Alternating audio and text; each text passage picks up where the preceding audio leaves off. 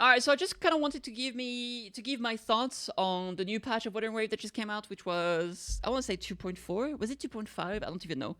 Anyway, Unfading Melodies of Life. I haven't explored that much, but the area is relatively big. I think Frolova was great, and I'm mostly going to be talking about the main story, right? Because that's what people like. So I thought the main story was pretty good. I really enjoyed how it was very focused on Frolova. She had a big part in it. It also feels like it was kind of like a condensation of both like her companion story into the main story. I feel like they kind of did the same with Lupa, and I think that's great. That way, they kind of incorporate the character directly into the main story, and it feels a little bit more. It feels like it makes more sense that we explore that aspect of them directly. I think that's definitely better than what they did before with like other characters that came out before, where you do like a random side quest that's like not always super interesting. So here I thought it was good. I thought the story was absolutely tragic, as I expected from the previous trailer we saw with the Ouroboros and the town. I had kind of guessed exactly what was going on regarding like what she was trying to do. And I thought that was well explored. I thought she was an interesting character, not necessarily inherently evil, but kind of ready to do anything to achieve her goal. And I thought that was pretty good. Also, I mean, I don't know what's gonna happen with her in the future, but I mean, there's hints that tells you that she might be able to come back, that she might still be alive or something like that. But I mean, who knows? Also, spoiler alert, obviously.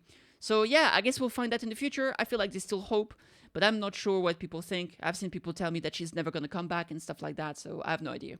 That being said, the other part of the main story, right? Because we were helping her to get the gem and all of that, and then fighting Fenrico. At times, it felt more like the focus was like purely on Frolova, and sometimes it was like, oh, right, we're also doing this, right? We also have an objective here. It's not all about Frolova. And it felt a little bit like, to some extent, I felt like this was Frolova's story, like 95% Frolova's story, and 5%, oh shit, we gotta rush the main story. Here, you fight Fenrico now. I'm like, oh, okay. So I feel like there wasn't like an insane balance, but I'm still very happy that we got to see a bit more of Frolova, obviously. A lot of her, actually. And Fenrico, I feel like that was kind of like brushed aside pretty fast. I feel like Fenrico was like, you know, kind of hyped up to be the big bad evil guy from the church from the beginning.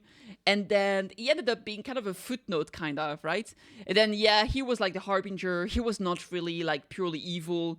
He really believed in that what he was doing was the right thing, but he ended up being corrupted by this theologian. So, you know, he got womp. And at the end, he kind of got like purged and saved from like the bad black tide. And now he's going to try to help us out from where he is, while we need to deal with the real problem Septimont, right?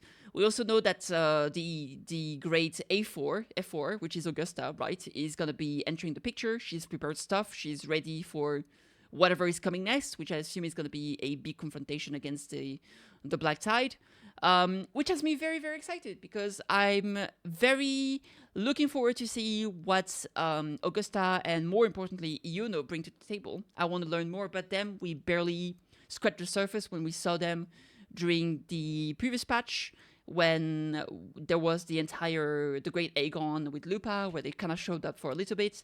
I definitely want to see more from that. I'm very excited, especially Iono. She sounds great. Like she seems to have like a to have like a loud voice. She's kind of boisterous, even though she's supposed to be a priestess and all that. And I kind of like that dichotomy. So I'm excited. Anywho, overall, I think I kind of like this patch so far in terms of the main story. For exploration and stuff, they kind of added some new things like the rails that we saw in some of the quests. They kind of added that as a new mechanic. There's some new like chests coming up, new echo sets. I will say I'm not a big fan of the new echo sets. I really don't like how they're really making one echo set for one character. That is something I really, really dislike, because I feel it's like, oh, every time there's a new character, there's going to be a new echo set to farm that's only going to work for them. And I don't think this is good. I've never been a big fan of those. At least like, and that's the same in other games, by the way. It's not like, oh, this is better than Genshin or this is worse than Genshin. Genshin has the same problem recently with, you know, Skirk having a set specifically for her and stuff like that. And I think this is already also pretty annoying. I prefer sets that are more universal, that like multiple characters can enjoy. And here, that's definitely not the case. So not a big fan of that. Also, the fact that like her weapon is really tailor-made for her and only for her, and nobody else can use that weapon is also pretty lame. I really don't like when they're really like, oh, this is her best weapon by far. It's like 30% stronger than any other weapon.